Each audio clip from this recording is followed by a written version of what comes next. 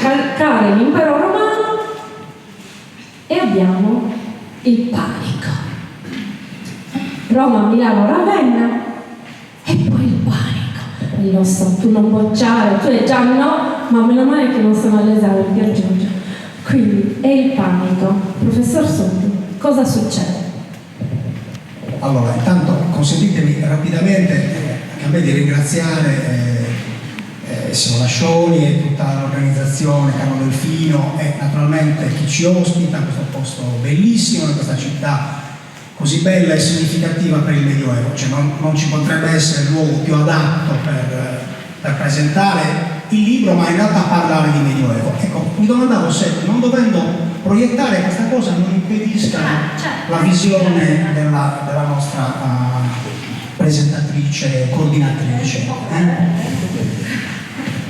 Allora, sì, questo Medioevo sardo è un Medioevo che si rivela con un lieve ritardo per certi aspetti rispetto ai quadri generali, perché effettivamente hai parlato di impero romano, anche in Sardegna si sentono gli effetti della caduta dell'impero romano d'Occidente, la Sardegna cade in mano ai Vandali e ci rimane per un tempo relativamente breve o relativamente lungo, perché stiamo parlando di 455-534, che visto da quest'ottica, dalla nostra ottica, può sembrare un periodo appunto limitato, ma probabilmente vissuto dai contemporanei neanche così divertente e così breve e indolore. Fatto sta che appunto nel 534 Giustiniano, l'imperatore romano d'Oriente, ma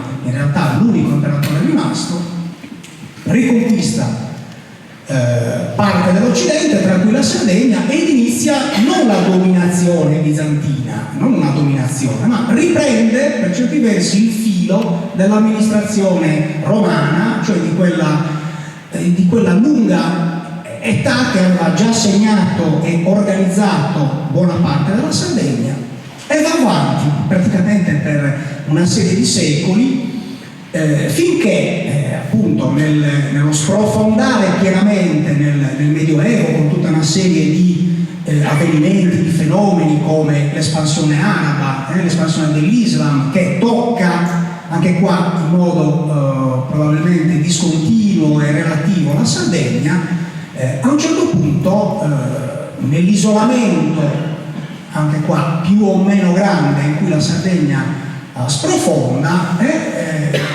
le istituzioni bizantine, o quello che rimaneva delle istituzioni bizantine, si organizzano in sede locale, in modo autonomo, e quindi in un periodo indefinito, probabilmente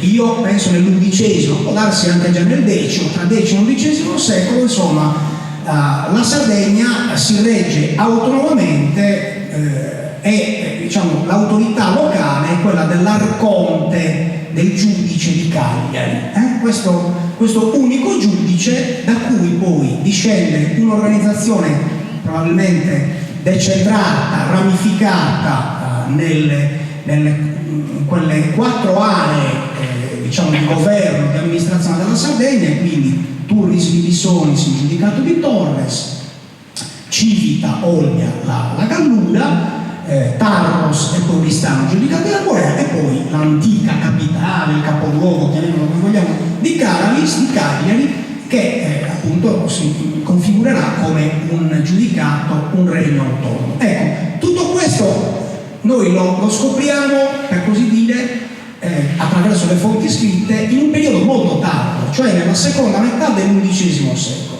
Questo non ci autorizza a pensare che questa divisione fosse molto risalente. E d'altra parte i sardi, se non i giudicati, i 4 giudicati, i sardi riappaiono nelle fonti scritte a proposito, all'inizio dell'undicesimo secolo, di una spedizione musulmana proveniente dalla penisola iberica, da Denia, uno dei piccoli regni, le cosiddette taifas, che erano scaturite dalla dissoluzione del califfato di Cordova. Questo principe musulmano Mujahid ibn al-Amiri, che guida una spedizione e vuole conquistare la Sardegna. Ecco, quindi passiamo da una fase in cui la Sardegna è oggetto di incursioni, di atti di pirateria, a un progetto politico. Questo progetto politico scatena la reazione dei sardi, nel senso della richiesta di aiuto che i sardi formulano nei confronti di chi? Verso le potenze emergenti del periodo. Nei primi decenni del 1000 le potenze emergenti sono sostanzialmente due: Pisa e Genova, che hanno le flotte, hanno le navi. E queste navi fanno due cose: pattugliano, proteggono e trasportano merci, mercanti, uomini, idee, eccetera. Quindi potremmo dire che l'anteprima, l'antipasto di questa nuova stagione chiamata appunto dell'età giudicale è questo rapporto che i sardi, non sappiamo se ancora organizzati in 4 giudicati, instaurano con Pisa e Genova. È una sorta di apertura di credito. Loro garantiscono il pattugliamento e in cambio però ottengono tutta una serie di cose molto interessanti.